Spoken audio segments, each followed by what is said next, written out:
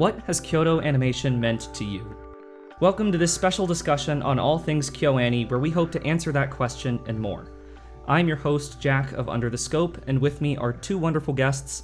Why don't y'all introduce yourselves and tell us a little about what you do? Hi. So I'm Shocking807. You guys can just call me Shaw. So I'm a moderator of Our Anime, and I'm on the Our Anime podcast. And I post a lot of, hopefully, funny things on Twitter.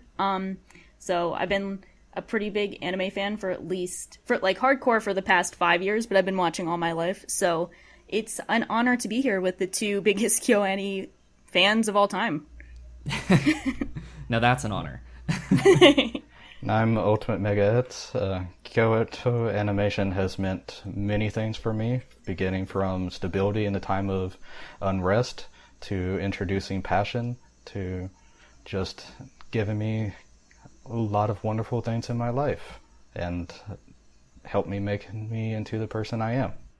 And as kind of a result of that, it's also made me a better translator, since I kind of translate a lot of staff interviews and various little things about that. And a lot of people started following me on Twitter at Ultimate Mega Hits because I was translating news updates from this. Yeah. For any of you listening, if you've watched any of my KyoAni content over the years, you have Mega X to thank for that, pretty much, because without the translation work that he's done between so many interviews and all the information that he has been instrumental in disseminating to the non-Japanese speaking KyoAni fan base and community, none of that would have been able to happen. And I can't even find the words to say thank you enough for all of the work that you've done, both just for this community as well as that's helped me personally understand my love for a studio that's meant so much to me. So thank you for that. Thank you for the many kind words. It's making me blush a little bit. We were talking about this before the podcast, that Shaw and I were both prepared to thoroughly embarrass Mega X with our praise. Yeah, but he had to tell us that he was embarrassed, otherwise we wouldn't be able to tell. Exactly. Yeah, I'm really honored to be here with both of you. I know Under the Scope has been a huge influence on just Kyoto animation appreciation for years.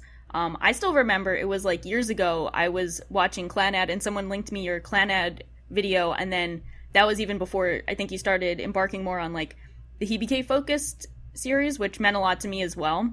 So I think you've done a great job of making Kyoto animation works more of a talking point in the community, and definitely helped start the discussion around it on Twitter and YouTube. So I think that's been a huge help. And I remember doing a rewatch with my friend, you guys know Fate Steel Taylor. He held 4 Tamako rewatches, and he was saying how with Ultimate Mega X is responsible for all the interview information he had. So it was crucial in making that a great experience for so many people in the community. So you guys really are the MVPs of the Kyoto animation fan base. Now it's my turn to blush. Yes. And yeah, thank you to you and to you and Taylor for inviting me on the Our Anime podcast so many times to talk about KyoAni stuff. Yeah, we love to have you, both of you. Now that we've all pat each other on the back, I think that question that I posed at the top is something that I know we've all been thinking a lot about over the last 2 weeks in the wake of the KyoAni arson incident. And I think with this podcast, the main thing that we just kind of want to focus on is talking about, not only what the studio means to us in terms of their work, but the people there and the environment and culture that they've, helped establish. And I know, speaking for me, it's no exaggeration to say that I would be a different person were it not for Kyoto animation. And I think that echoes a lot of you listening to this out there. But I guess before we dive into KyoAni themselves and everything we love about the studio, we should probably talk about why we're having this discussion in the first place. It's hard to even know where to begin, right? Yeah. I guess the first thing I should say is, a discussion of when and where we found out about the incident as it occurred. It's almost hard to believe that it's been 2 weeks since then at the time that we're recording this. Wow. It feels like it's been way longer than that. And it also feels so much shorter than that. Like it feels like it just happened. It does, yeah. When I first heard the news, it was complete disbelief. Like, I saw a tweet come up on my timeline, or somebody sent me a message, and it didn't even register in the slightest. It wasn't until I saw that image of Studio One that it actually became something real. And even then, I think it was still took a while before it wasn't just totally surreal. Yeah, I think we also didn't know the full scope of the incident. I don't know about you guys, but when I first heard that there was a fire, I don't know why, but I immediately assumed it wasn't a large fire. I just assumed, it was like a small fire that wouldn't cause any damage. And then the more news that came out, the more I realized how serious it was, and how this wasn't just, I don't know, machinery caught on fire because it was hot. It was like a big deal. It was a planned arson attack, and that there were people who were actually getting hurt from it. And then, as you said, I think we saw the pictures that came out, and it was just really unbelievable.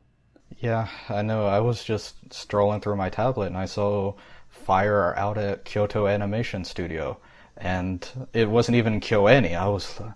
It was just Kyoto Animation Studio, and my heart leapt because there's a couple of other studios that have like departments in Kyoto, but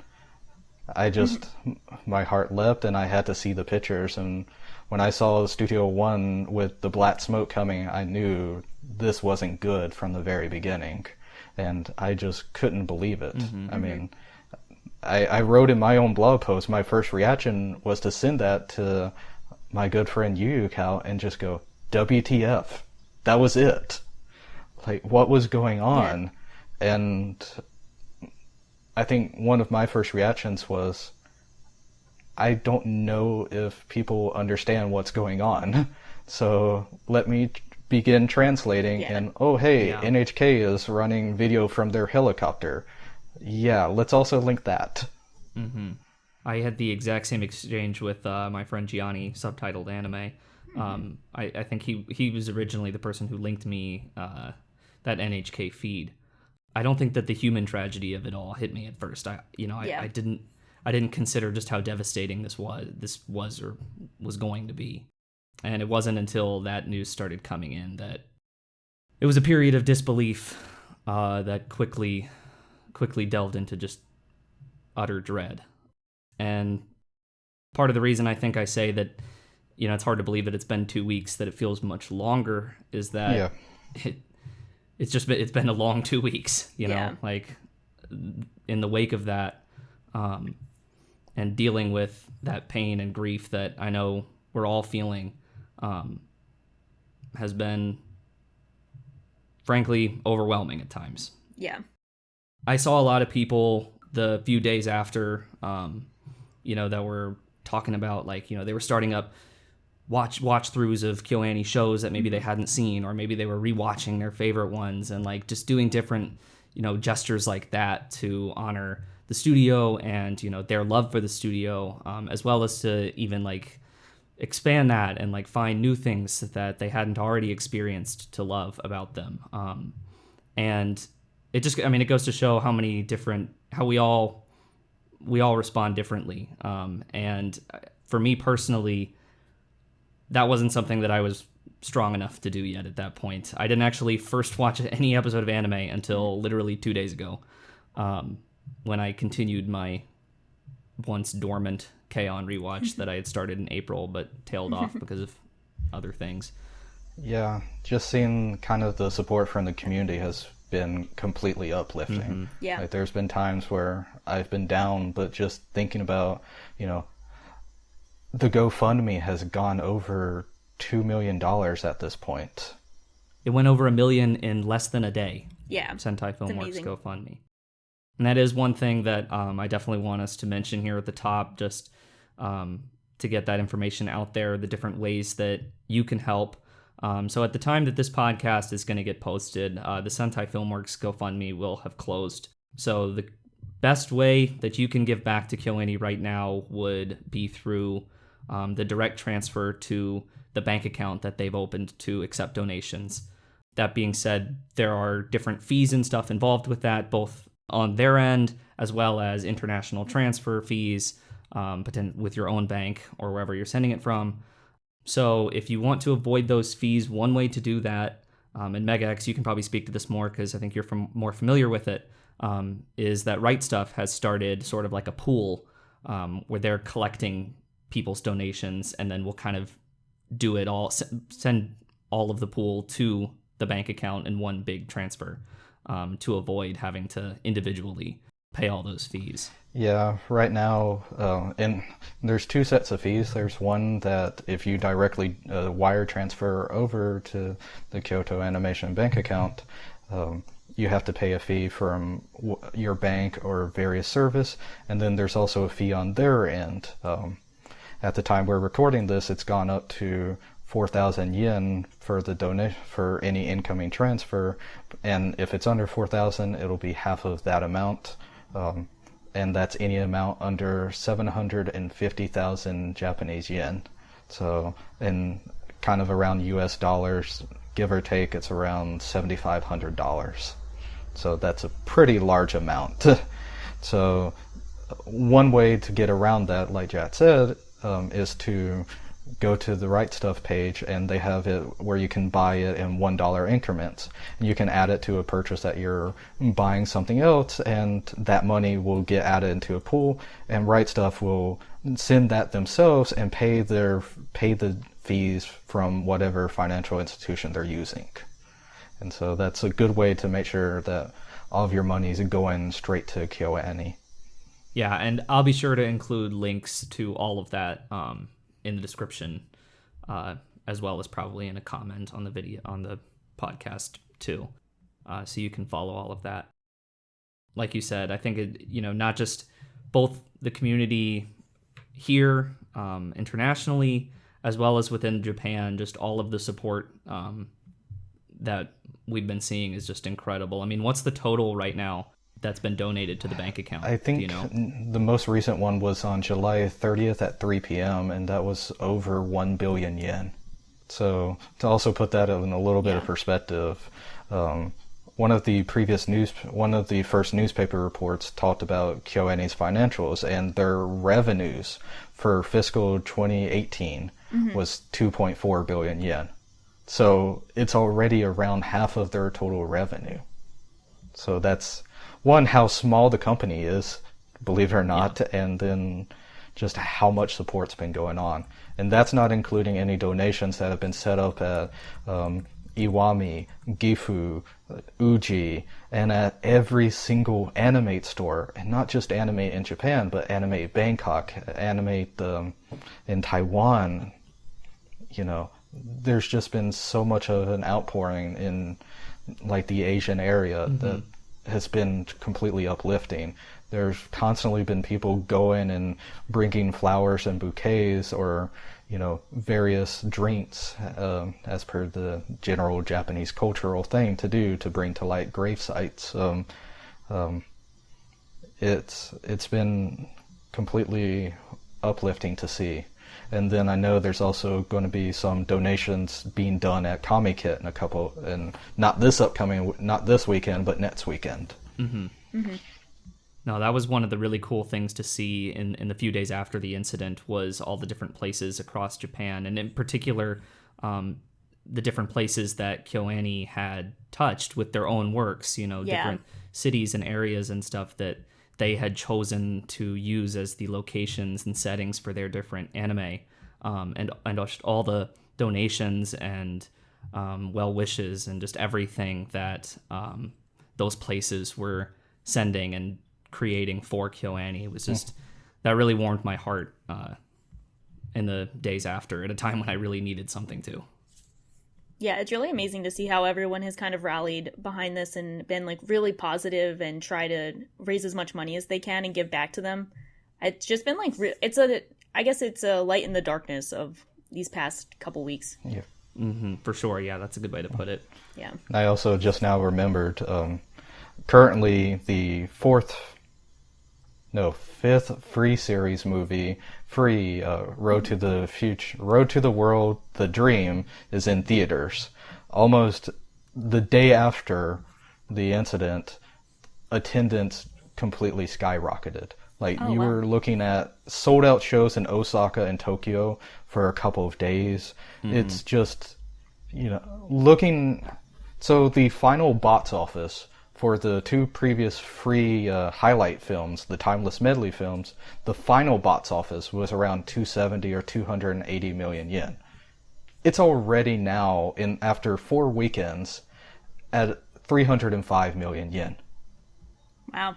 Yeah. So that's incredible. It's just gone tremendous. There are going to be support showings of the free films and the euphonium films in Tokyo and Osaka coming up. And also Blu-rays completely sold out on Amazon. Like, they're having to buy stock from the distributors. Oh, yeah. So, I mean, they're just getting a bunch of support. I know someone who lives in Japan who went to an Anime store, which is a kind of retailer for KyoAni shop goods, and a lot of those were sold out. No, it's been really amazing to see. And another thing too, like I'll be curious to see the turnout for the Violet Evergarden side story that is premiering in September, and the support that gets.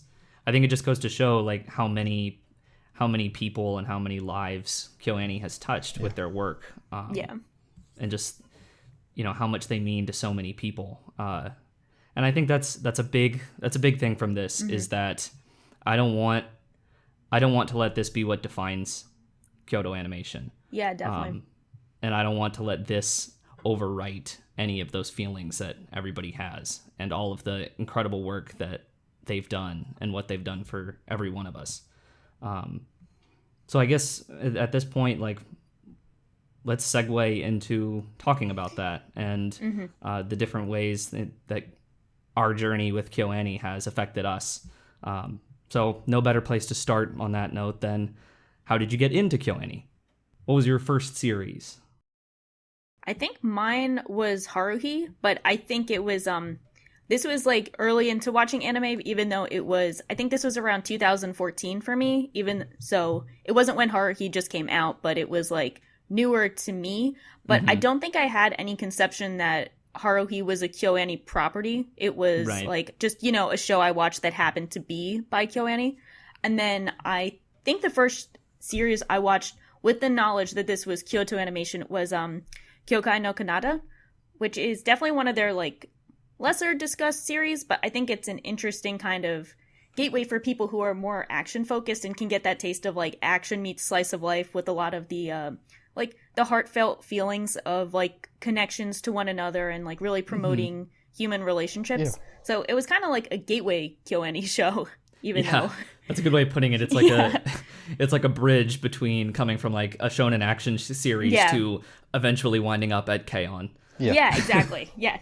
I think I hate to kind of go in a little bit behind the scenes, but the director for that was Ishidate, who,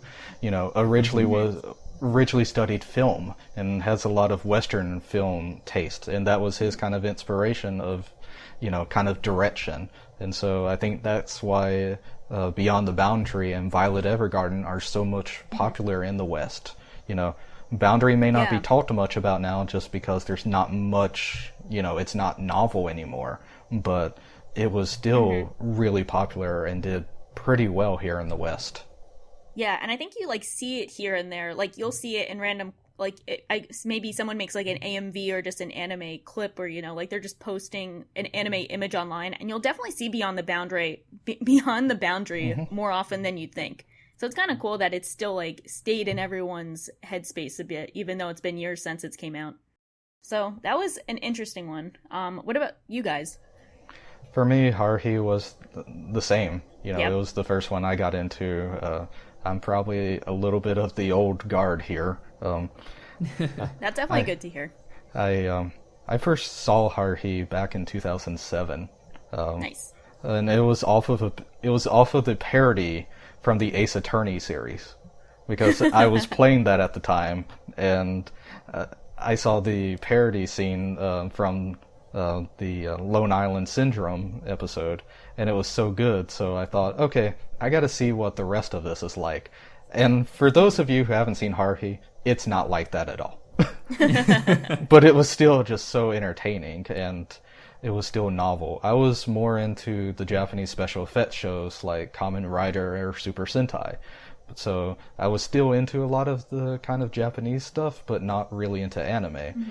But then, so I started watching that, and then so I found out, hey, it's by Kyoto Animation. Why don't I try something else from them? And the very next show was Canon. Oh, I know how much you love Canon. And if anyone, and I did a ranking of all the KyoAni works, and Canon is the last one. And I have nothing against it, but I have tried multiple times to watch it, including when I was just starting out as an anime fan, and that's what stopped me from watching anime for like a couple of years. This feels like a true like KyoAni giveth and also taketh away immediately.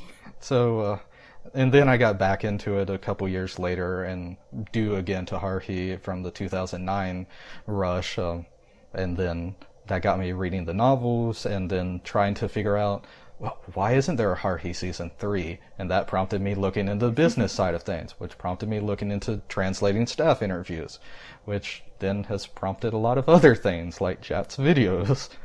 So yeah, exactly. So that's kind of how it all comes full circle. That's kind of how my journey has gone along. And then throughout, I know in 2014 I was really debating getting out of anime completely because I had seen Tamako Love Story, and I was also getting into idols at the time. And then I went to Japan for the first time, and I was like, alright, this feels like it could be a good ending. You know, Tamako Love Story, absolutely fantastic film, feels like the great, like, finale. Mm-hmm. And then Sound Euphonium came along. And if you've seen my Twitter timeline for the past almost 5 years now, you know I have fallen for Sound Euphonium immensely. So that's kind of what kept me into anime and translating stuff about Kyoto Animation. Sound Euphonium. What's that show about? Never heard of it. Sounds familiar. Someone talked about it a decent amount here. Is that how that works? Did one of us completely and utterly build their entire brand and online presence around it? Sounds fake. Yeah, that can't be real. It's beyond the scope. Yeah, no, my KyoAni experience is definitely much more recent than yours, Mega X, partly because it's funny that you say that you almost got out of anime in 2014, because that was like basically closer to the start of when I got into it. Yeah, same. I'm old, I know it. I think it was about like 2013, I think, when I started watching anime. And a KyoAni work was one of the earliest shows that I saw, and that was Clannad and Clannad After Story. Nice. And I absolutely, totally fell in love with Clannad After Story in particular. Mm-hmm. The first time I watched it, I was a complete and utter emotional wreck for days. Yeah. Yep, same. Yeah. As I'm sure a lot of people can relate to. Oh, yeah, very much so. In fact, and so you know, like The Void, right? When you watch something that's like just takes it out of you emotionally to that extent, you're just left with this gaping hole in your chest, desperate to fill it with anything else similar. After that, like, I looked up trying to like find like other series that were like Clannad, because apparently I hate myself and am a masochist. Time to cry again. Let's go. Right, exactly. As if I wasn't already dry of tears. And then that was when I came across the fact that it was a visual novel adaptation, and there were other key visual novel adaptations made by the same studio that made Clannad. So the next two anime I watched after Clannad were Air and Canon. Can't say, even at the time, I wasn't particularly fond of either. They certainly haven't aged well in my head, even beyond that, since. I think I recently did a ranking of the KyoAni works myself, and Air and Canon were at the bottom. Yeah. Yeah, it seems like kind of like from people who've seen it, that seems kind of like the general consensus. So I don't think you guys are alone in that. Not too much of a hot take. Anyone listening to this who loves either error canon or both, more power to you. I know as soon as we said that's not too much of a hot take, everyone will comment, I love those shows. As soon exactly. as I jinxed it all of a sudden, the long dormant Air TV fan base is going to come crawling out of the woodwork. Yeah, I've always loved it. How dare you? I have friends that love canon, so, I know they're out there. I do know some people who love canon, yeah. Less Air. I think Air, just because of the age and the general Western fan base and how anime was distributed then, it didn't get like the popularity that shows would now, Yeah. Because I think that was maybe like still near, I don't want to say the beginning of fan subs, but like still finding the best distribution way of getting that out there. And then in the meanwhile, you had to wait a year or so for the Western release on DVD. Right, exactly. Yeah. No, so just like access and stuff would have hurt it at the time. And then I think it's also just something that hasn't exactly aged well since, both narratively speaking and I want to say visually, but I really don't remember it that well. I don't want to be that guy, but I think everyone knows that the eyes have not aged that well, even though the eyes don't bother me. But like even with Clanad, everyone's always like, the designs just look so weird. Like, why are their eyes so big? And we've all seen the I think it's from Air or Clanad or Canon, where it's like the one girl who has the really big eyes and they're spread really far apart on her face, and she says, "I'm cute," and then everyone passes that image along. It's Makoto from Canon. To be fair, I'm pretty sure that's definitely a Photoshop. Yeah, I feel like it is a Photoshop. Yeah. That might also be, I think we actually had this conversation once, Mega X. Didn't we look it up? I can't remember if it was from KyoAni's canon or from the Toei animation film. I can't remember, but I know it's from Canon, and it's Makoto. Yeah. Yeah. I do think, though, that, the original isn't, like, quite that bad. It definitely exaggerates it, but the point is still valid. Sorry, it doesn't help that the most recent somewhat release of it was a 2006 Blu-ray, when it was one of the first ones to get upscaled from standard to high definition. Oh, yeah. And even the Japanese Blu-ray has a lot of, like, jagged line art and such, and it's sad, but it was really thought of as one of the best Blu-ray releases for anime on Blu-ray for a while. How far we've come. Yes, it's if you've seen it, you know just how far we have come. Yeah, yeah. I think that's a really impressive part of Kyoto Animation is obviously their visuals. So seeing just how much of a visual identity they've changed over the years is kind of amazing, and it kind of makes sense as how you can see those shows and not really equate them to like Hibike Euphonium or Violet Evergarden, which look a lot different, like decade. Well, I guess it's a decade. It's not that much longer. Like a decade. Yeah, pretty much a decade. Yeah. Yeah. No, and looking at the key KyoAni works too, it is kind of interesting how like you can notice that the eyes do start to get a little bit smaller. Yeah. By the time Clanad After Story rolls around, it's like less. What's the word I'm looking for? I don't even know. Yeah. It's less like in your face. Yeah, and I think when you watch the series, it's like it feels more natural. Like you kind of get used to it. It definitely seems worse as a still image than an animated image. Yeah. There, like that first episode, there's a little bit of an adjustment period. Yeah. Especially if you've gotten used to watching modern anime and modern anime aesthetic, and then you go back to that. Well, kind of After Story was also when Horiguchi just kind of became like the dominant, kind of guiding force as character design and animator. Like her episodes in After Story were kind of proto K-On designs. And then afterwards in Haruhi 2009, the K-On design kind of kept forward, and that was a huge complaint back then, was just that shift. People don't know what they want. Yeah, classic. Give me all the Horiguchi melty designs.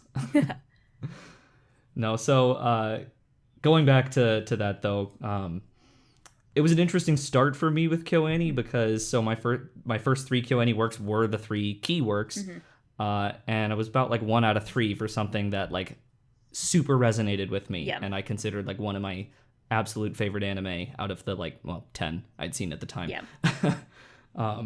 But Aaron Cannon didn't exactly like inspire me to say, this Kyoto Animation Studio, what else are they all about? Yeah. So there was a little bit of a gap until I picked up my next KyoAni series, which I believe ended up being Chunibyo, actually. Oh, nice. So that was also like my first quote-unquote modern KyoAni series. And I remember really, really loving Chunibyo. And that actually did say like, okay, KyoAni, let's see what you're about.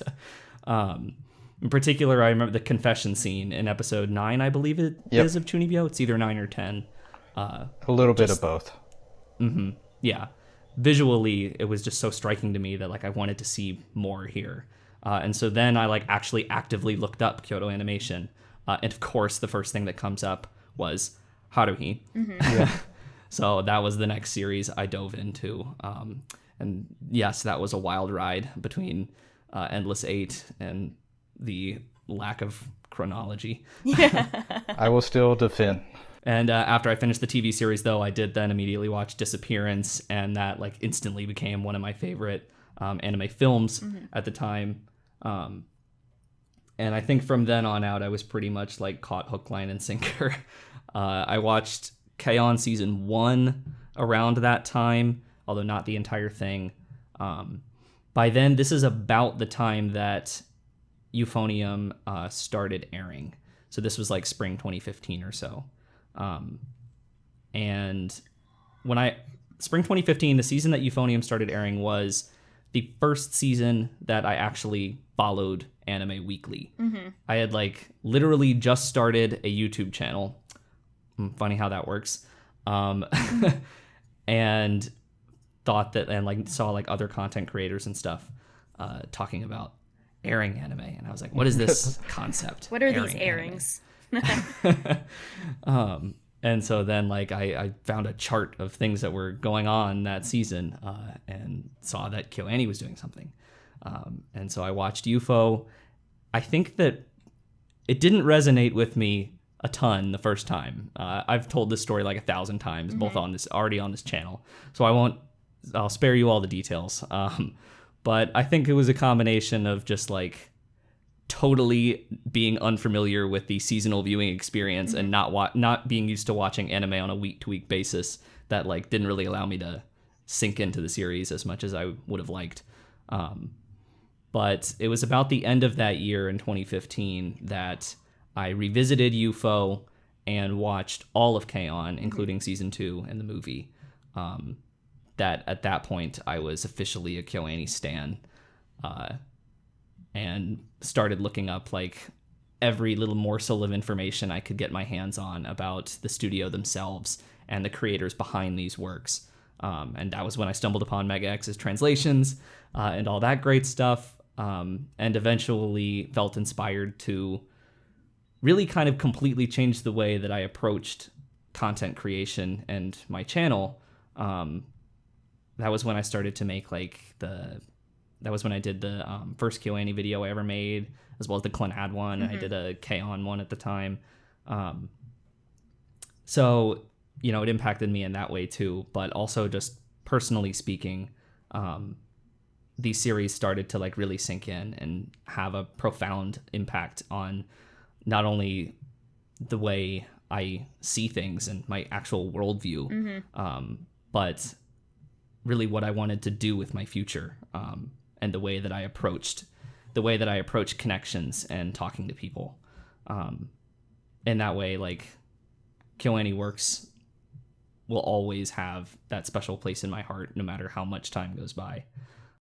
I think I've said before that like KyoAni isn't what got me into anime, but it is what got me into animation.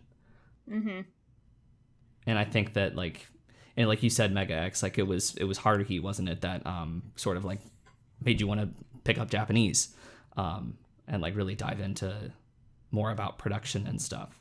And so I think it's fascinating to me all the different ways that KyoAni has had that impact on people. Yeah. I think it's tough because I didn't even realize just how much of an impact they had on me until recent events.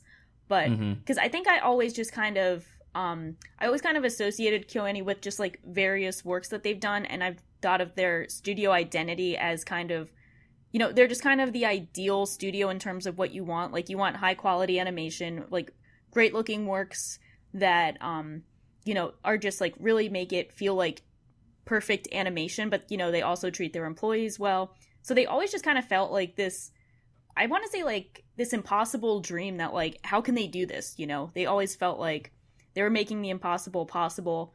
And it was great to see them do that in action. And I feel like I almost took them for granted.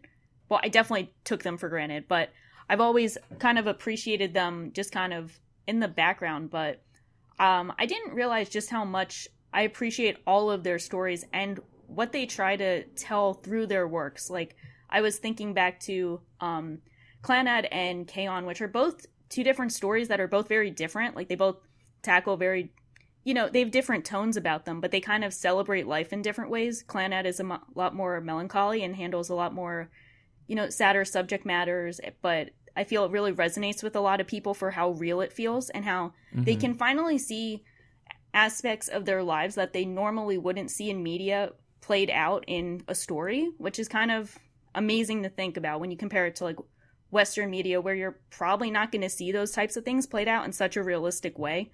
And then KyoAni kind of is on the opposite end of the spectrum, celebrating the mundaneness of life and like how much fun you can have and how it's amazing to have fun and really appreciate it with your friends. You know, it's not a story about going out there and, you know, trying to be the best at something. It's about like having the best time you can with the people around you and forming deeper relationships.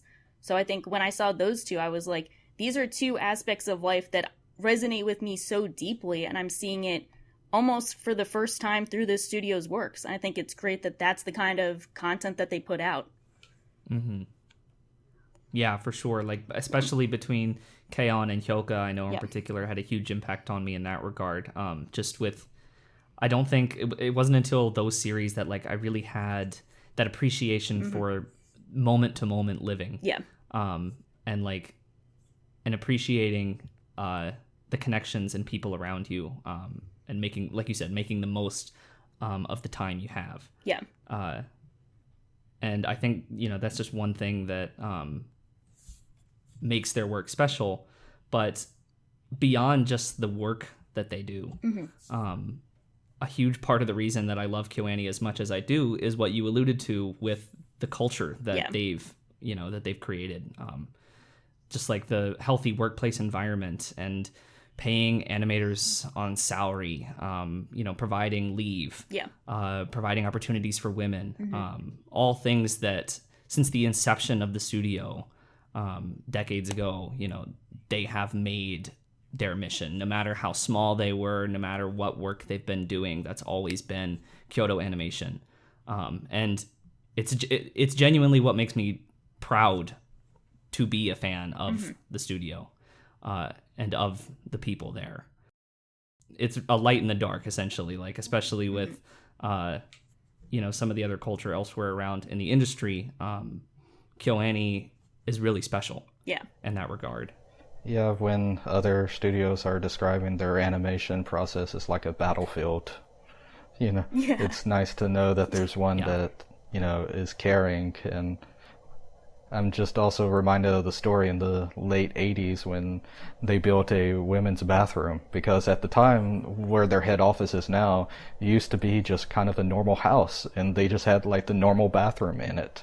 And so they had both men and women working, but the Hadas wanted a place for the women to kind of gather and just, you know, be free. And so they made like a little bathroom for them out in like the courtyard area. Yeah, exactly. And that's the president. Those are the two founders and president of the studio, with that much like care and dedication towards creating or crafting the, you know, healthiest environment for their employees. It's an employee-driven mindset that's very rare. In the same industry where you at another studio, you have the president essentially bragging about the fact that their staff is so overworked. Yeah. You know, and the fact that their staff feeds off nothing but energy bars. I won't be naming names. George Wada. Not necessarily a good flex to have. Mm-hmm. Yeah. So no, and I think that absolutely goes hand in hand with what makes KyoAni special, and it reflects in their work, Yeah, definitely. Like it's allowing their staff and to be able to express themselves freely, creatively, and work in that environment that gives them the opportunity and really shines through in the work that they ultimately create. And so, like I said, there's an almost like pride I feel for the studio. But on that note too, we could talk about some of the specific moments in different series and films of KyoAni that have meant a lot to us. Anything from just a scene you liked, character, you name it. This conversation could go on for 5 hours, so we'll try to limit it a little bit. Yeah. I'm going to start by kind of giving what we would think of as a KyoAni moment in a series that doesn't feel like KyoAni, and that's in Nichijou episode 25, when they give Mio a voucher good for one lifetime friendship. No. Yeah. And it's one, I'm not a huge Nichijou fan, but that just always makes me smile. Like, it's such, Mio's had just such a bad day and it went on a little bit of a rampage, and yet, it ends with something nice and heartfelt at the very end. And I just love it. Yeah. That feels very KyoAni, where it's like hardships of the day mixed with some comedy, and then at the end it's a really heartfelt moment, and that's just, it gives you the warm fuzzies. And it's symbolic of KyoAni giving me a lifetime voucher of friendship and appreciation. Yeah, I will personally accept the lifetime voucher of friendship, thank you. Exactly. Yeah. I don't know how to pick one. I feel like it's so tough. Right. I feel like it's kind of funny because I think my favorite Kyoto Animation work is actually A Silent Voice. That just has like hit me in a way I never expected an anime movie to hit me, and I've seen it more than any other anime movie. So there's a lot to pick from that, but I feel like I almost can't pick from that. But the two shows that before I mentioned that really hit me are like Clannad and KyoAni, and I think when I think of like a lot of my favorite characters in anime or fiction in general, I don't tend to like a lot of characters who are very similar to me. I kind of like characters who are very different but have like a few aspects that I can relate to, because I think it makes me appreciate how like I can be really different from people but still relate to them in unique ways.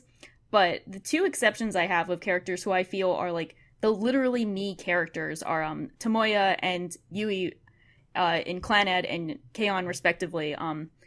And I remember like the one scene I knew that would make Clannad like a really impressive story is actually at the beginning of season 1 with his conversation with Nagisa in the rain, where he tells her why he can't play basketball anymore. And like in the context of the story, he was like goes to the best school in town on like a basketball scholarship, but like he got injured in an altercation with his dad. So I felt like that was the first time I felt like really impacted by a character for having a reason as to why he wasn't special, even when he was originally special at something. And then I remember with Yui and KyoAni, I initially got really connected to her because she just wanted to play guitar with her friends and have fun and eat cake. And I was like, that sounds like what I want to do on a regular basis. And I remember there was the one in season 2 where they're in gym class and they have to like run the mile in town. And I think at some point Yui just like breaks off from the pack and she somehow goes to her neighbor's house to drink tea and cakes with her. Yeah. And I was like, and I've unfortunately never gotten a chance to do that, but I just thought that was just like the perfect way to handle that. Like, she didn't want to run. Everyone is sitting around worried about her, and she's just eating tea and drinking. Well, she's eating cakes and drinking tea. That would be impressive. Eating tea and drinking cakes. Yeah, she's doing that. She's doing the impossible. And when I saw that, I was just like, this is the funniest thing I've seen. This is just hysterical, and I wish I did that in gym class. And it's just so cool to see, like, so many different varieties of mundane life expressed in such an interesting way. So those two characters mean a lot to me, and those scenes were what, like, really endeared me to them. And the entirety of A Silent Voice. I think that's cheating. but I will pick the whole movie. Yeah. Yeah, I mean, like, I could say the entirety of Liz. Yeah. Pretty much.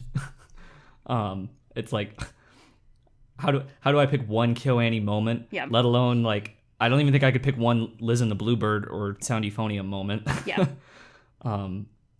But, you know, like, I mean, I've pretty much talked at length about so many of the different moments specifically that have meant so much to me between UFO and episode 12 and the hike scene with Kumiko and Reina in season 2 as well, the scene with her sister in episode 12, or with Kumiko and Asuka at the river. And Liz, I could say, like, the opening scene, I could say the reflection scene, the performance, and that's just Liz and UFO, which is my favorite KyoAni franchise. But where do we even begin with all the other works?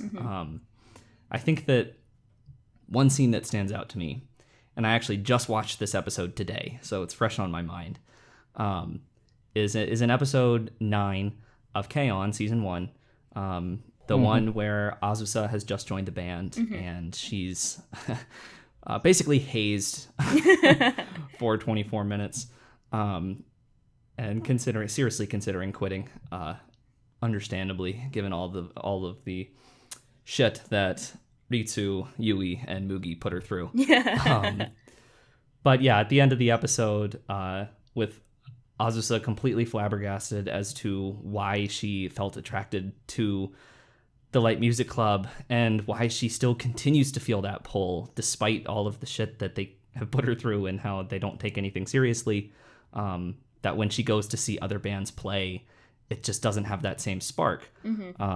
And when she arrives at the Light Music Club room, like, drawn to tears because she can't figure out what it is that she keeps coming here for. Mio tells her that the reason that she's in this band with these people and not something that, you know, she could pursue her music talent elsewhere with people that would challenge her more is because she just likes being with these people. And I feel like that moment in KyoAni, like, kind of exemplifies, like, my feelings towards so many of these works. Yeah.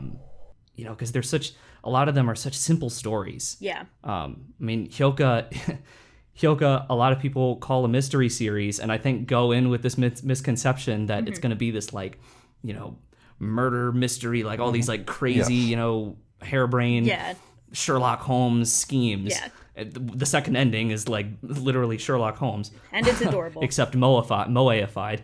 Yeah. And the mysteries are like, somebody lost their pencil. Yeah. We need to find it. Yeah. These, like, incredibly mundane, everyday mysteries that I think when people go in with that misconception, they're, like, put off. You know, they think, this isn't what I expected. This isn't what I came here for. This is boring. But that's also because that's not what Hyoka is about. Yeah. Hyoka is about those interactions and relationship that form between the characters throughout the entirety of the series, and especially Chitanda opening up Oreki and allowing him to see what makes that special. Like, he's kind of like us at the start of the series, apathetic and bored. And by the end of the series, he sees that beauty himself. That's a great way of putting it. Yeah. And that describes so many different KyoAni series. Like KyoAni, for instance, people go into it expecting a music show. Yeah. And that's definitely a mistake. Yeah. That's explicitly a mistake. Like, I think Azusa is literally meant to be the viewer who is like, why aren't you just practicing? Shut up. Stop eating cake. Why isn't this Live Alive for 12 episodes? Yeah. Exactly. Azusa is the self-insert. Yeah, it's funny how they have those characters in the show that, like, find it mundane or, like, why aren't you guys an actual band? And it's kind of, like, representative of the audience. It's cool how they have that. And then they come around eventually, just like you hope the audience comes around. Right, exactly, yeah. And I understand that, you know, that's not going to be everybody's cup of tea. Like, a lot of people want to come to anime for total escape. Yeah. Like, they want to see worlds completely unrecognizable from our own. They want to see characters that are larger than life and action sequences that you know, are explosive and, like, bombastic and stuff. And I mean, I love all that stuff too. But to that, I would also say that, like, while KyoAni shows are still an escape in the sense that it's 24 minutes a day watching like KyoAni, for instance, that I can be surrounded in this warm, happy environment. That is a constant reminder to appreciate what I have around me. And so when I watch a KyoAni show, I feel like I come away from it rejuvenated towards how I view my own day to day. And that's something that I think we all need a lot of times. Yeah. I know for me, like, you know, like I said earlier, that after the incident, I just couldn't bring myself to watch anything. Yeah. I needed some distance. But watching that episode of KyoAni a couple days ago, like, was really cathartic for me. Just that it never fails to put a smile on my face, no matter how I'm feeling going into it. And I think that's something that's really special. Yeah, definitely. Yeah.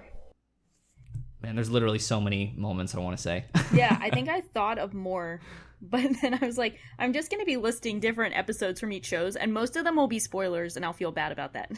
Yeah, exactly. Yeah. Like I said, we could go on for 24 consecutive hours, I think, going through every KyoAni work and all the different scenes that we love. Yeah, I've seen a lot of clip compilations because I've seen a lot of both like the tribute videos and then a lot of anime music videos, like the shorter ones that are still tribute videos, but I've seen a lot of them and they've shown me so many different clips that I think I've forgotten and I've come to appreciate so much. So, and they always play them to Lit from A Silent Voice, which makes me cry immediately. So, oh my God. Yeah. It's like, oh, it's either Lit or the Dango song from Clannad. So and there's another one that makes me cry a lot. Yeah, like they know. They're like weaponizing my tears. And it's always when I'm in public. This is like kind of funny, but I think I have this like knack for watching emotional Kyoto animation shows in public when I can cry, but I'll be in public crying and I'm not a fan of that. It was especially with Violet Evergarden. I had really bad luck with this. I was on a plane ride and I watched episode 7, which is of course the one with the rider. The rider, like the parasol scene with like, which might arguably be one of like the best pieces of animation from Kyoto Animation. Like it's up there at least. It's just so gorgeous. I watched that on a plane, started crying. It was embarrassing. Then a few days later, I was waiting to go see my doctor, and he always takes forever to, be available. So I was like, okay, by that point I was on episode 10 of Violet Evergarden. So I was like, okay, I'll watch that one. And that was, of course, the letter episode with the little girl. So then I'm sobbing in my doctor's office. And I was like, I need to stop watching these shows in public because I'm really just going to cry. So that's been like I have like a knack of watching Kyoto Animation episodes that make me cry only when I'm in public. Mm-hmm. It's funny you mentioned Violet Evergarden episode 10 because I also watched that one in public. And of all of the Violet Evergarden episodes to watch in public, that is just the worst one. Yeah. And I think I even knew that it was emotional. And I was like, you guys aren't going to get me. I'm not going to cry over it. I almost cried over 9, but you guys won't get me. But that was dumb because, I mean, I should have known better. I read that short story in the novel, and I knew this one was going to make people cry. I remember seeing that, it's this episode, and knowing people are going to be, like, so emotional over this one. It's just, you can't help it after that one. Yeah. No. The funny thing about that episode, too, is the entire time, I was like, I know exactly where this is going. Yeah. I know exactly how this is going to end. Yeah. And yet, it still just destroys you. Oh, yeah. Yeah, like, you know what's going to happen, and when it still happens, you're like, okay, they still did the thing, and I'm still crying. How is this happening? But it's the magic of how they tell their stories. It's just amazing. Yeah, whether it's, incredibly dramatic, like Violet Evergarden, or, I mean, even Sound Euphonium at times, or, like, the most lightest of mundane events, they all have that magic in them. Yeah. Or almost inspirational. One of the other moments I thought about was from the free Timeless Medley Promise film.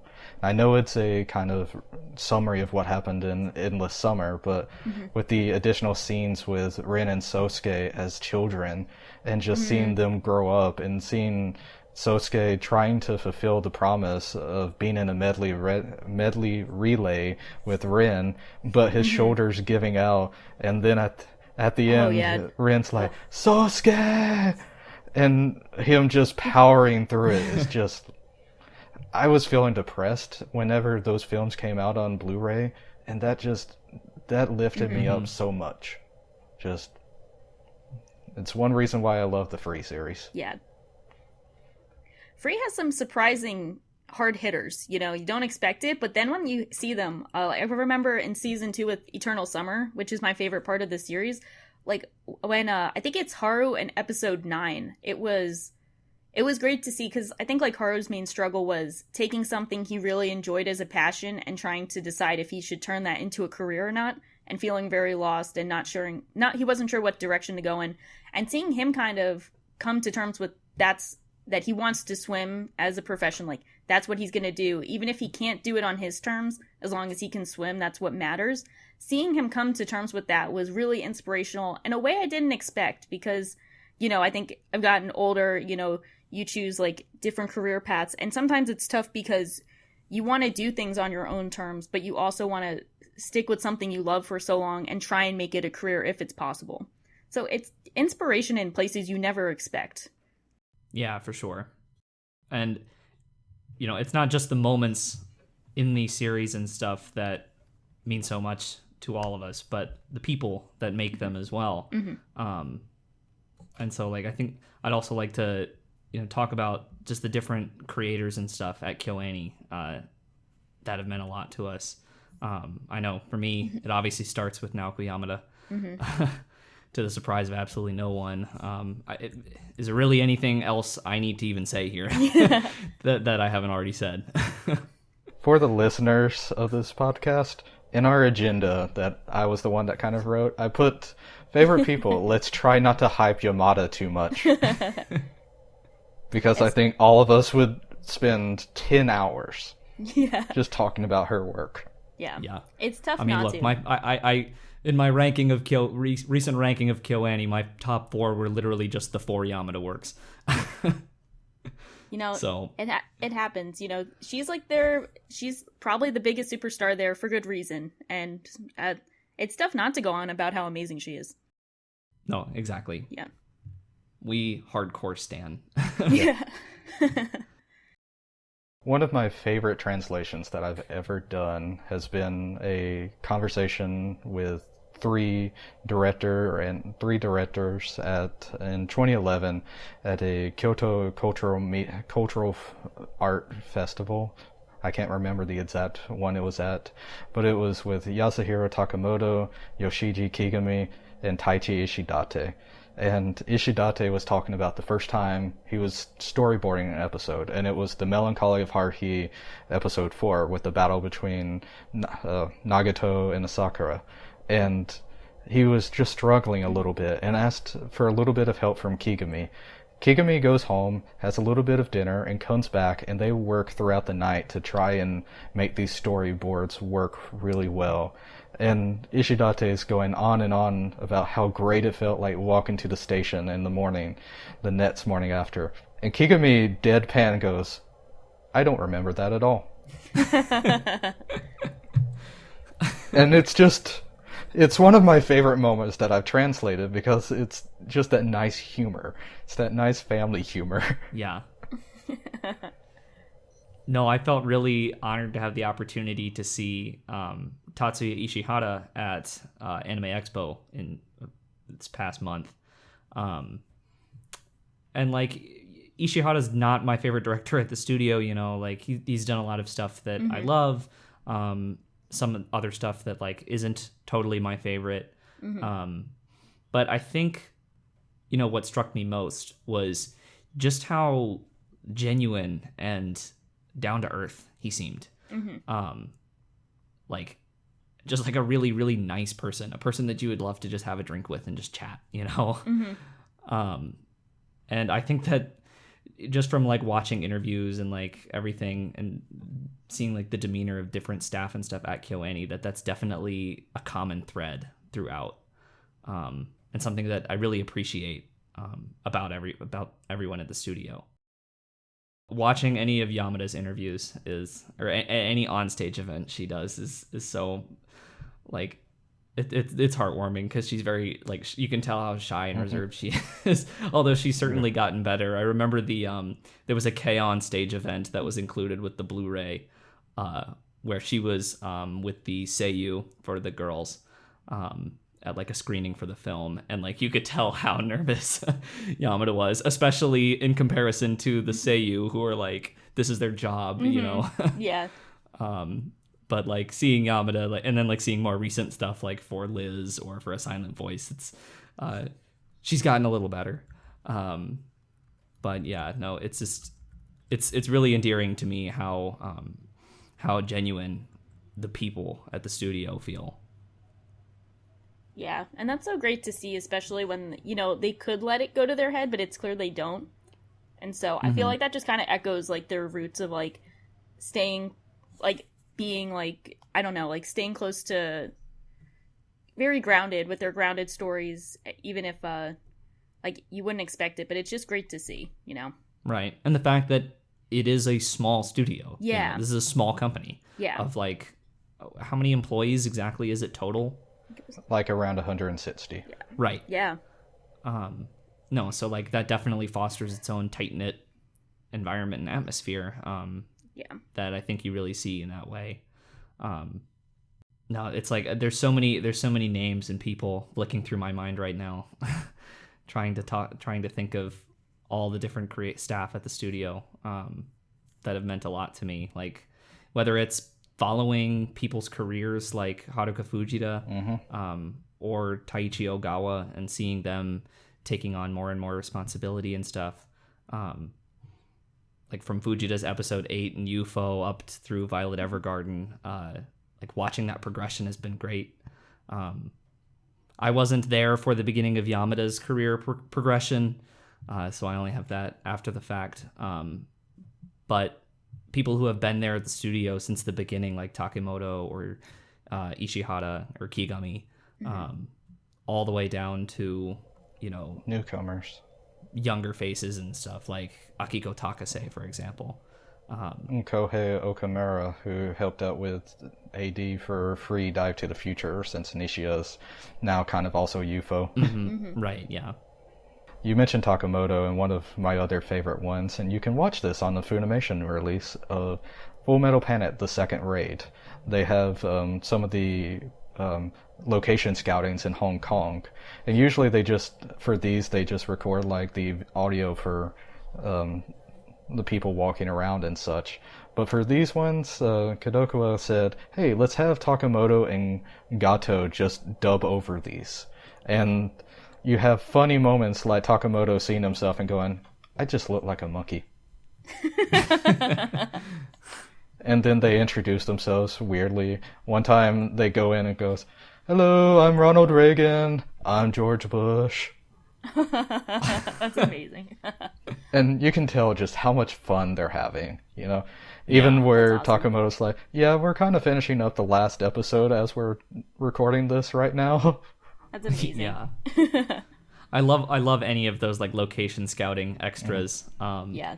I mean, part of it is like you can really tell how much detail and attention the staff puts into recreating those environments.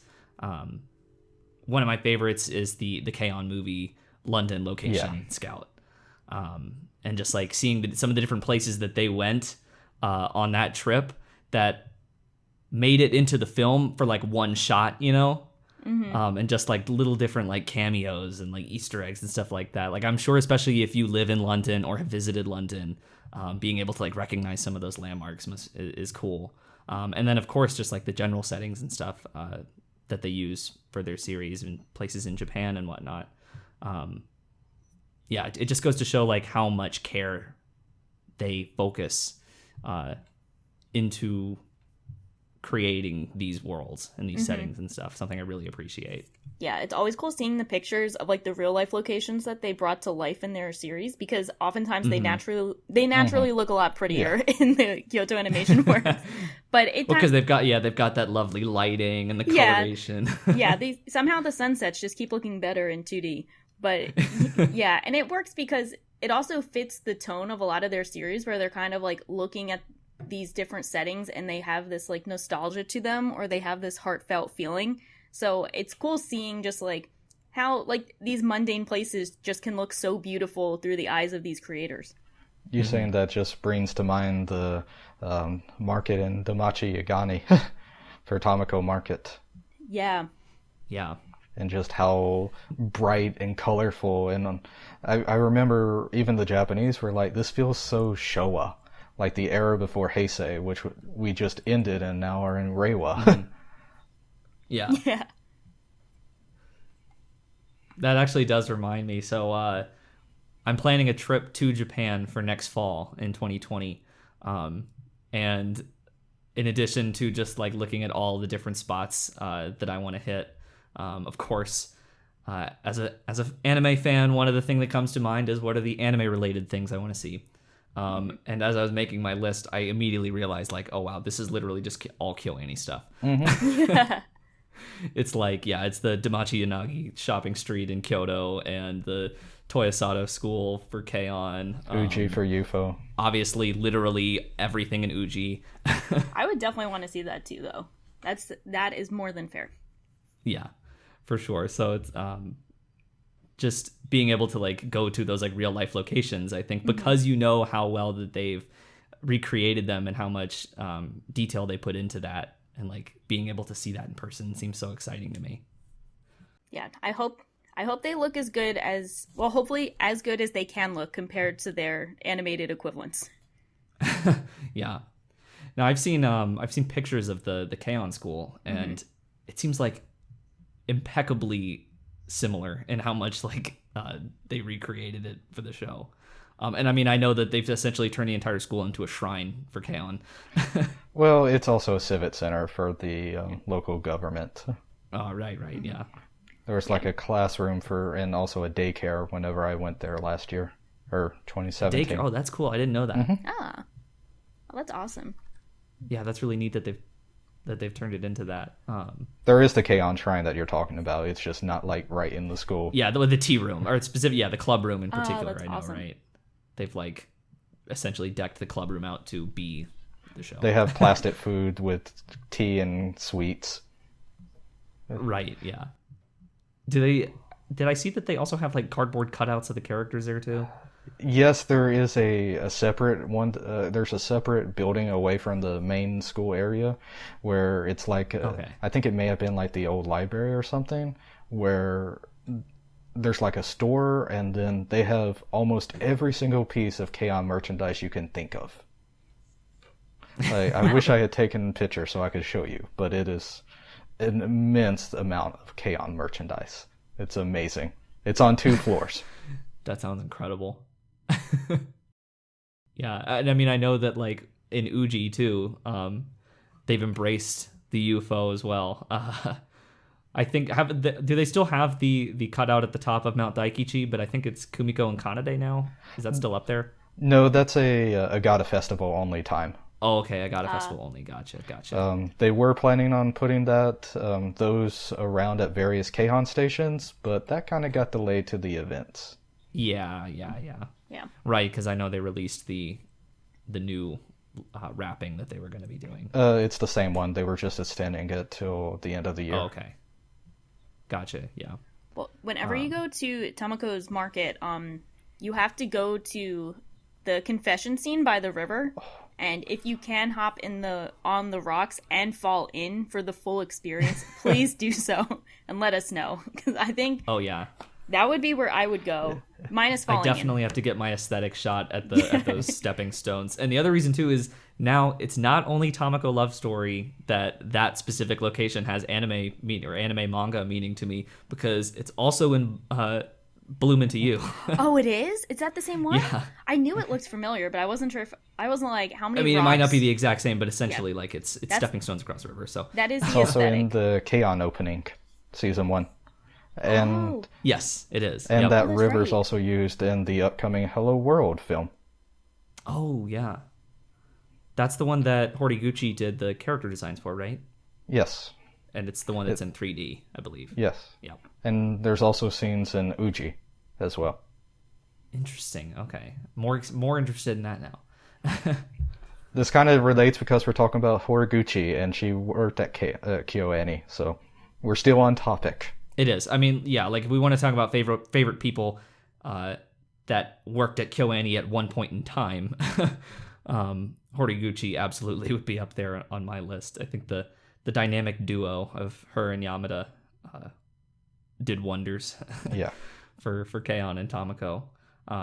One thing I actually tweeted about as I was watching an episode yesterday was just an appreciation post for the absolutely incredible fashion sense that Horiguchi apparently has, because the outfits and everything in K-On!, and I remember Tamako too as well, are just like constantly top tier.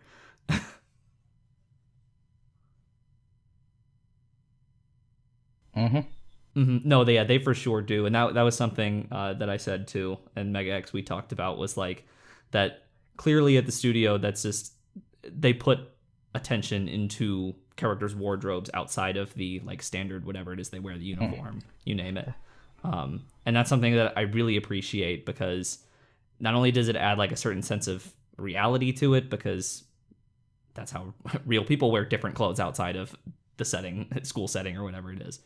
But also just like adds a level of depth and like human quality off the screen that I really appreciate, and fills in their personality in a way that I think a lot of works, it's a missed opportunity, right?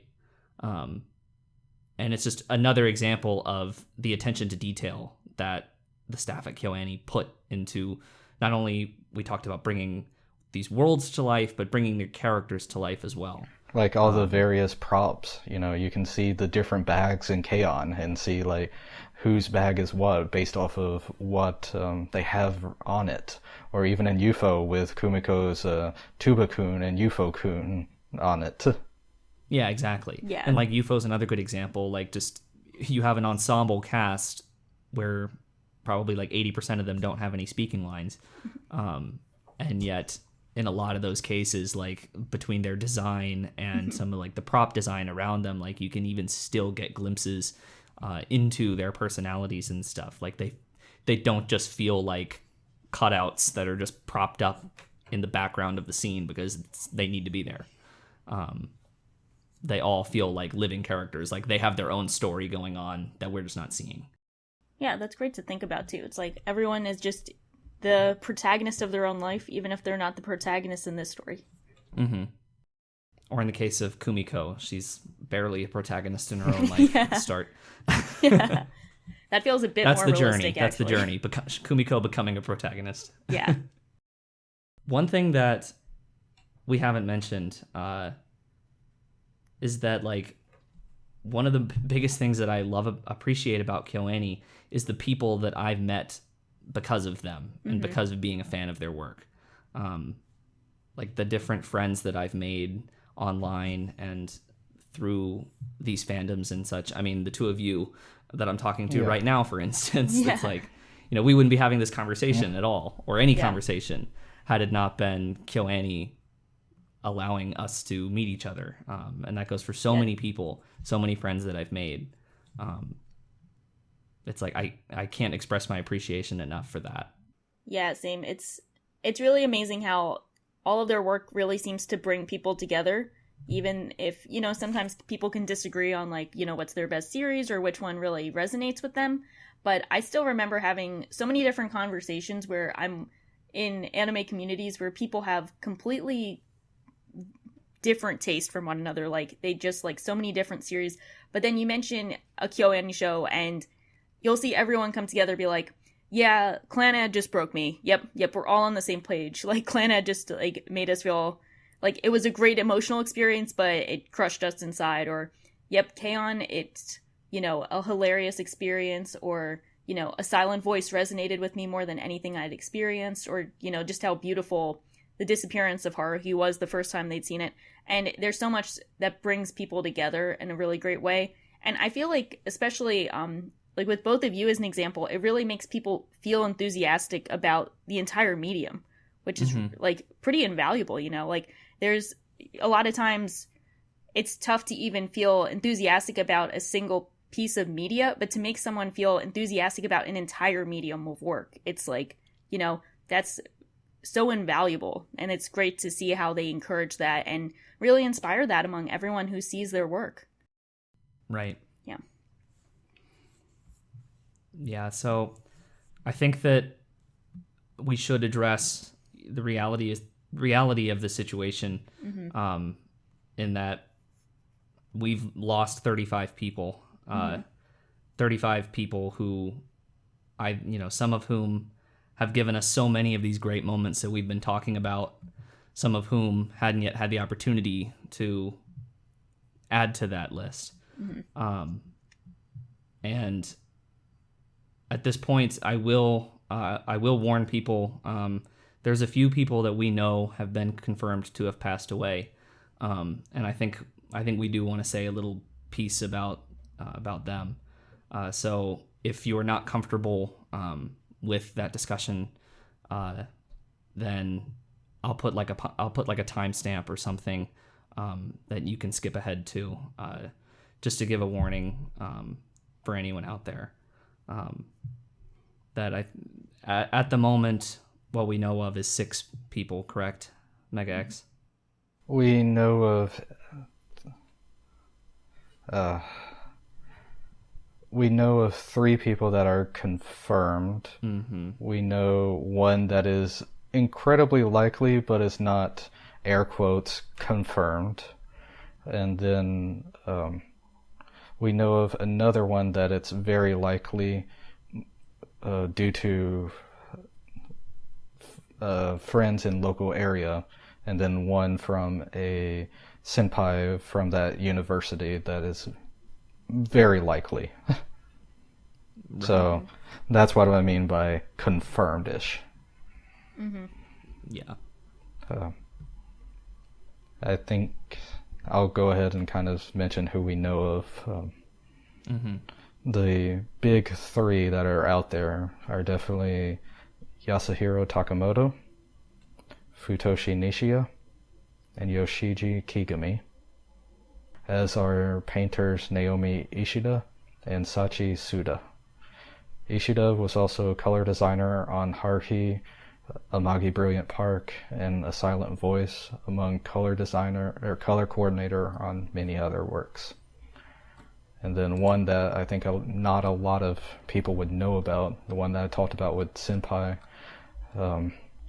I can't say their name because it could be a couple of ways to pronounce it, but it's either Minori or Yumi Kanedo. And theirs is tragic in a different way because they just graduated from Osaka University of Art this past April. And those are the people that I have a fair, reasonable amount to say that they are confirmed deceased. Since recording this podcast, 10 of the names of the deceased have been officially released with the consent of their loved ones. In addition to those we already mentioned here, they are in-betweener Junichi Uda, animator Ami Kuriki, new hire Yuki Omura, new hire Yuka Kasama, production manager Keisuke Yokota, and art director and background artist Mikiko Watanabe. But as great a loss of creative talent this is, it's just as great a human tragedy. All our thoughts are with the loved ones of everyone we've mentioned here, as well as those of the 24 other names we don't yet know.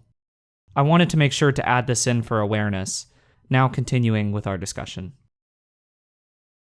I know when I learned about Takemoto Kigami and that art student,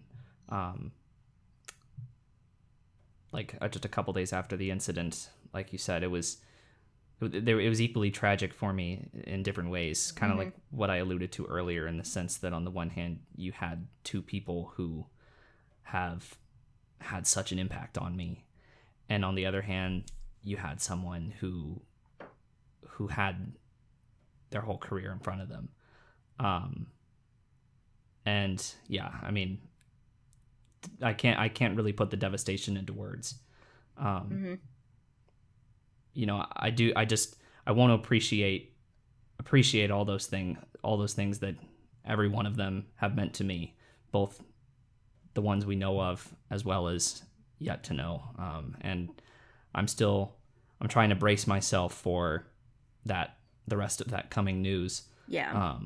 But I know that no preparing myself for the worst is going to do anything. It certainly didn't with any of these people that we know of now. For those of you who don't know a lot about Yoshiji Kigami, he is one of the most respected names in the industry. He's been with KyoAni from the start, and has been working in the industry for 40 years, is it, or so? Yeah. He joined the studio later, like in the late 80s, early 90s. Right, okay. But almost there from the start. Yeah. I mean, like I mentioned before we started recording the podcast, he was an animator on Akira, to put it into perspective. And he's probably been the greatest mentor at the studio for so many. I mean, so many of the now what we would know as biggest names at KyoAni cite Kigami as their mentor. Like I know Ishidate in particular has said so. If I tried to give you a list of my favorite KyoAni episodes, Kigami probably did half of them. Most notably on a personal level, being episode 12 of season 1 of Sound Euphonium, which he directed and storyboarded. It is completely accurate to say that that single episode of anime is the most meaningful piece of media, most personally meaningful piece of media in my life. It completely shook the way that I approach things. And I've talked about that at length in other videos and platforms and stuff. But that's something that his work is that impact will never dissipate or go away. And I just think it's hard to put into words, Yeah,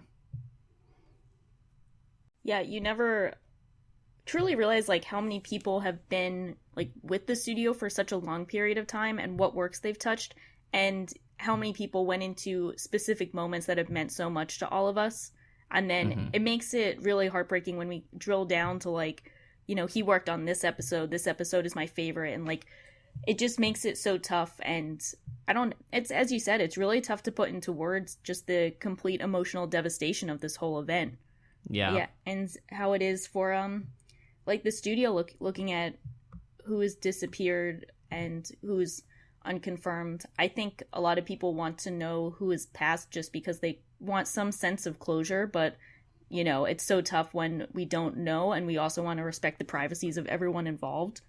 So certainly. And that's definitely part of why I think it feels like it's been so much longer since the event, is because we're kind of in this weird status of not really knowing the full scope of everything, which makes it really tough. But it's really sad when you realize just how amazing these people were, and then how much they've impacted us and the entire medium. But I think you also said we also want to look back on them in a positive light. They've done all this great work, and it meant so much to us, and we'll always be really grateful and thankful. I'm finally at a point where I'm not waking up in the morning just thinking, oh no, who's been announced, I think that was the worst part the first few days. It's just that waking up in dread. It was so tough, watching you have to translate everything while also processing the news, especially in that first 24 hours. It was definitely amazing, everything you did.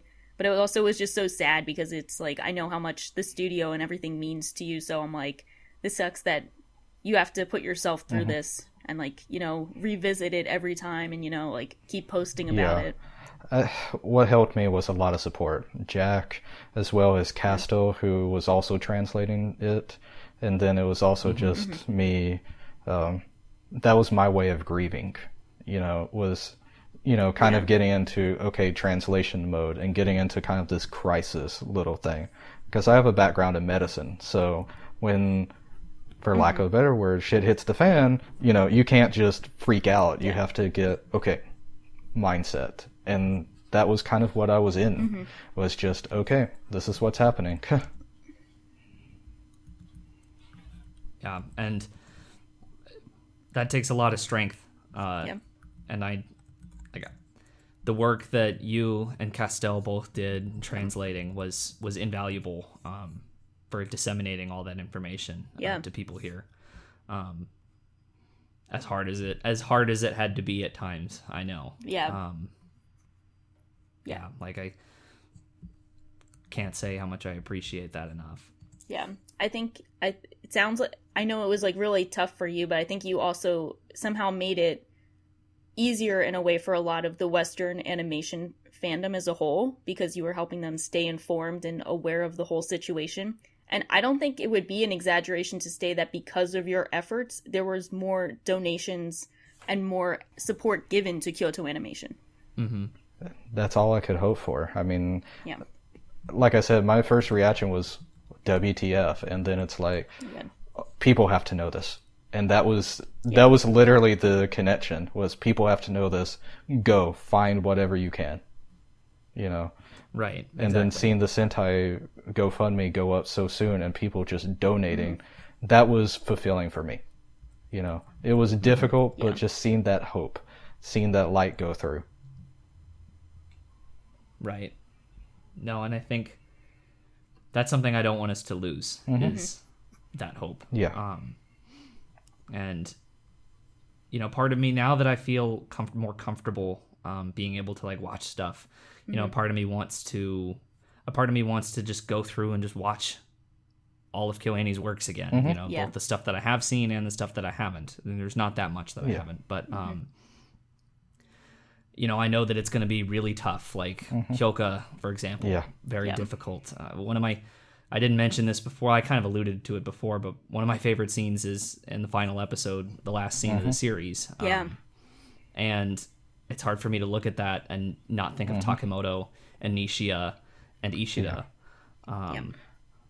But I mentioned Free. I still haven't been able to watch Free.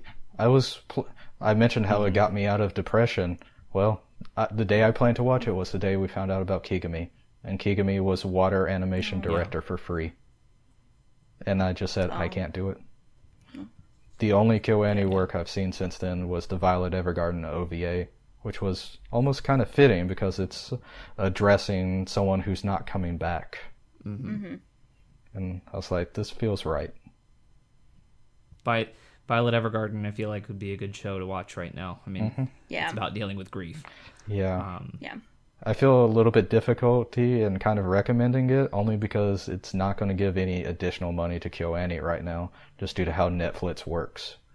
Like, they pay the large minimum guarantee and no royalties. So. Right. Yeah. It's just. No, and I know it's. Watching Liz and the Bluebird's going to be difficult too. I know there was a big watch along going on, in particularly with the Japanese community. I couldn't do it. But I'm sitting here recording, staring at my UFO shrine, and just looking at all the different Liz merch, and I've got the Kumiko Liz stand, and it's just, it's tough.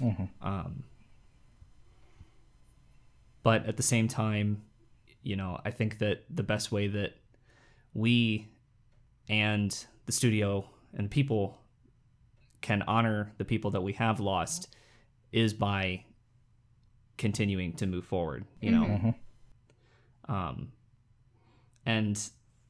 at the same time, it's like, it's weird whenever I do find out about someone's safety, because I feel relief, and I also feel this dread of knowing that their safety means someone else's not. In my head anyway. Yeah. But just taking solace in the people that we do know are safe, like Yamada and Ishihara.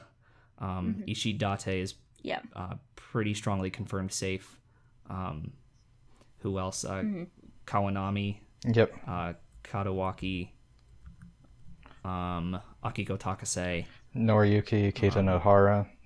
Kitanohara, Hearing his safety brought me to tears. Like, it just got me to, like, thank goodness. I knew Kigami is an immense loss, but Kita Nohara can help raise another future generation of animators, and is a good director in his own right. So I do think that in general, though, Hata's comments like have been really helpful.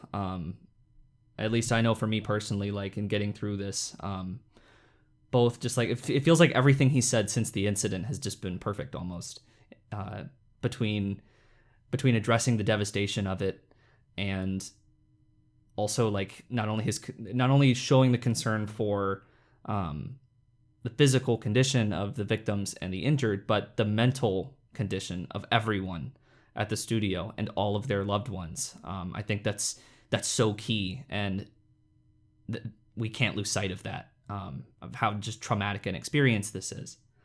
And so like showing recognition of that and the care towards making sure that everyone has the proper care they need in getting through this was really reassuring. And then also just some of the things that he said, especially in the statement that was posted on KyoAni's website the other day, just showing that resolve to not let this be the end for the studio and for everyone there. In particular, like I love the way he ended the quote or the text. I'll just read it.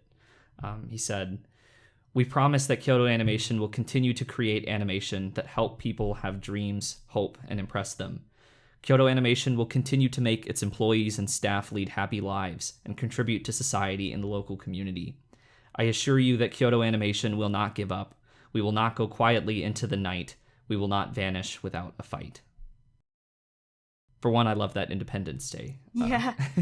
Yeah, it's amazing too, because I remember, I'm not sure if it was that one specifically or another address he had where it was like "to the world," which was really cool because it was that one. Yeah, I thought it was that one. So it's really cool how they were saying, like, I think the international support was really like help keeping them afloat in this tough time.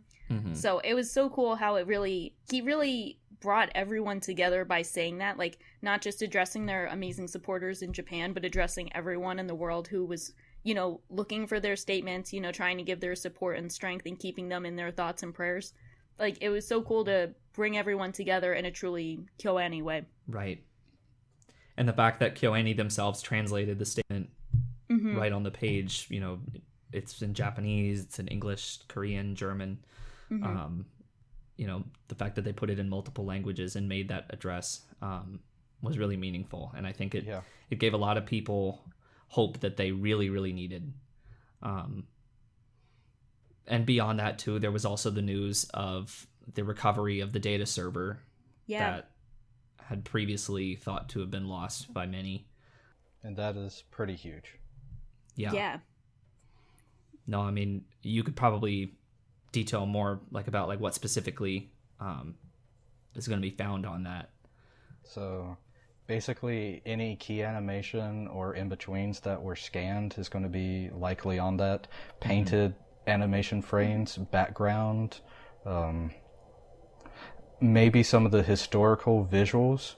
One, I'm kind of going off into another area, but one thing that made me happy was from Kita Nohara's statement, where he listed what was going on in each part of the building. And one thing he didn't mention was the composition department or photography department. And as soon as I read that, I felt immense glimmer of hope, because those are the ones where the final visuals are being made. So anything that will be completed is coming from that department. And so with their safety, they can continue working on what was left from that server or what's coming out future. That department's incredibly small. I don't even think they have 10 people in it. So, yeah. Knowing their safety was something immensely uplifting to me. Right. And two, I mean, not only is that hopeful for the studio's immediate future, but also just like in some of these cases, we could be talking about the last work of some of these people. Yeah. And I think that not losing that is invaluable. Yeah. And so that in itself was, gave me just a flicker of happiness. I guess you could. I don't know if that's the right word, but no, I think that makes sense too. It was like another light in the darkness, especially because we want their last works or like some of their works to just like live on and bring to life the art that they set out to create. Mm-hmm. And I mean, ultimately, that's what they do. They tell stories that people love. I think one kind of interesting irony about this is that those final works are going to be the Violet Evergarden side story, the Violet Evergarden movie, and the sequel to Baja Studio. A series about dealing with grief and moving on from that, and then a cute little, fun little studio genre that's modeled after Studio One itself. You couldn't. I don't think you could ask for two kind of better quote unquote final works from those people. Yeah. No, for sure. Yeah, it's good to have like little good news pop up here and there. Mm-hmm. Exactly. No, I mean like anything to take solace in at this point, is welcome. Yeah. And so just as a reminder, as we wind this down of the best way that you can get back to KyoAni, I think at this point with Sentai's GoFundMe being over, definitely contributing to the bank account that KyoAni's opened. I'll again include links to the Right Stuff information and pool that they're collecting if you're interested in contributing to that, as well as just some general information about contributing directly to the bank account if doing the Right Stuff thing is not an option. I know that Right Stuff only ships to the US and Canada. Do you know if you have to be in the US and Canada to donate to this? Oh, they do?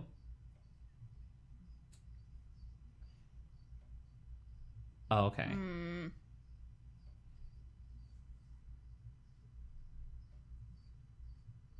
Right, yeah. So in case there's any issue there, or if you would just rather donate it directly yourself, I'll certainly include all of that information for you in the description too. But on that note, if there's any last thing either of you want to say, feel free. I just wanted to thank you guys for including me on this. It was a really amazing experience, especially since you guys, as I said before, are like the two big KyoAni fans who have really brought a lot of amazing insight onto their background as a studio and also the emotional experience they've brought to you guys individually and, your work together. I just really appreciate everything that you guys have done. So for all the people who haven't been able to say thank you in person, I'll speak on their behalf and thank you for everything. And especially thank you for having me on this podcast so I can talk about how they meant a lot to me as well. Absolutely. Yeah. Thank you for being on here with us.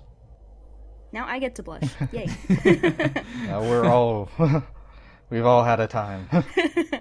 Just picture all three of us behind our screens and mics with steam coming out of our head, just like Mio.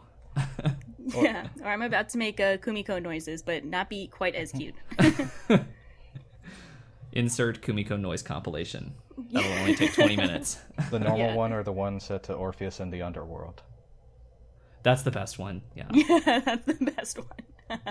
Shout out to Brandon on Twitter for making those incredible compilation. Yeah. But yeah, and what about you, Mega X? This has been a really difficult time, not just for me, but for so many people around the world, to see all of us kind of come together and just go out and support a studio that has given us so much, has inspired us so much, and helped us get through so many troubling times in our own lives, has kind of reminded me a lot of the goodness of humanity and just being good people, and seeing all the support, seeing financially, seeing people constantly going and giving flowers and such. Even though this has been such a tough time for all of us, I've also been able to kind of see the happiness that comes with this, and also remember the hope that's coming from this and what's going to come from this. KyoAni's never going to be the same again, but that doesn't mean it's not going to be KyoAni. That doesn't mean that it's not going to be good. I think the people that are left are going to create so many more talented works that are going to touch us again. And I just want us to continue supporting them. Maybe not in donations, but watching their shows via legal streams, buying home video releases.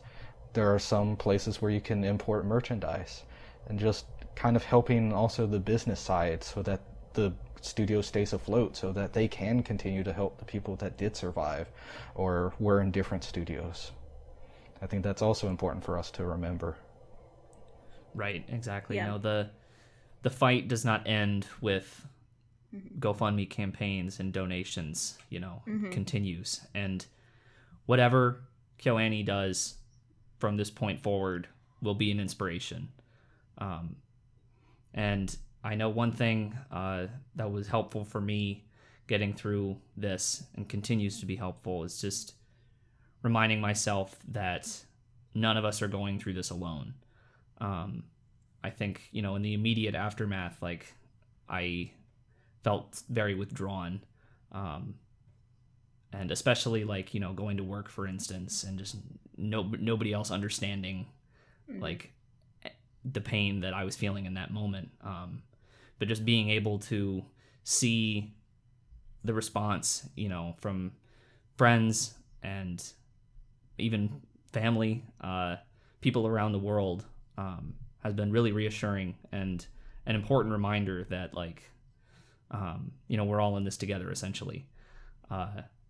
And that not only has KyoAni had such an impact on all of us, but they will continue to do so. And I think we have to make sure that we always remember that and hang on to that going forward. On that note, where can people find each of you on the interwebs? Sha, we'll start with you. Okay. So I'm on Twitter at ShawKing807. And I'm also on the Our Anime podcast, which you can find on YouTube or on Twitter at Tokyo Podfathers. We've done a lot of episodes on Kyoto Animation featuring both of you, which we've been really lucky to have you guys on as guests and give amazing insight. So we're definitely going to do more to talk about them in the future and hopefully bring them to more people, and then hopefully they can go through similar amazing experiences. And I am excited to help them continue to fight on in the future. And I'm at Ultimate Megahertz on Twitter. I have a blog that is currently being active again after 2 years. I have no idea how that happened, but at ultimatemegahertz.wordpress.com. It's also linked in my Twitter page profile. One of my pinned tweets is a translation master list, because I've translated things on my blog, for Sakuga blog, on Tumblr. There's even the one that we mentioned with our friend Fate Stay Taylor for the Tamako rewatch that's exclusive on r/anime. Yeah. So that's the only place I can link where I can say, here, I kind of messed up and went to all these places, so here's something you can find.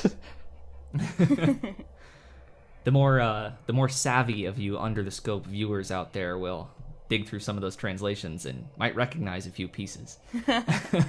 Yeah, right now I'm going through some of the ones that never got public before to try and help honor the people who we've lost.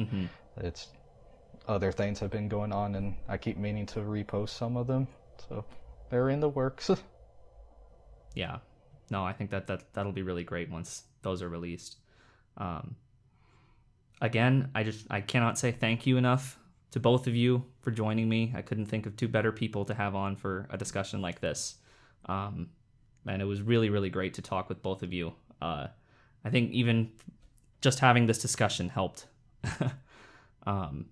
So thanks again, and I guess I should plug my own stuff for those of people who might be here for the first time. You're listening to this on Under the Scope, I'm sure, so stay here and look at the other stuff. But don't go away. Yeah, exactly. Hit that subscribe button. Yeah. Smash that subscribe button. Drill the bell, whatever it is. Do all those things. We don't have to say hashtag UTS100K anymore because we made it. We can say UTS 200K. UTS 1 million. Let's start it today. Yeah, we can make it happen. Or UTS 200K. Oh, perfect. Yeah. The hashtag is you, and then wait. No, that doesn't work. Never mind. Elsewhere, you can follow me on Twitter at JackUTS. Don't be confused by my display name. It is Kumiko's Euphonium, which Midori lovingly names Kumiko's Euphonium Jack in Season 1, Episode 9. I didn't even know that. 17 minutes and 8 seconds.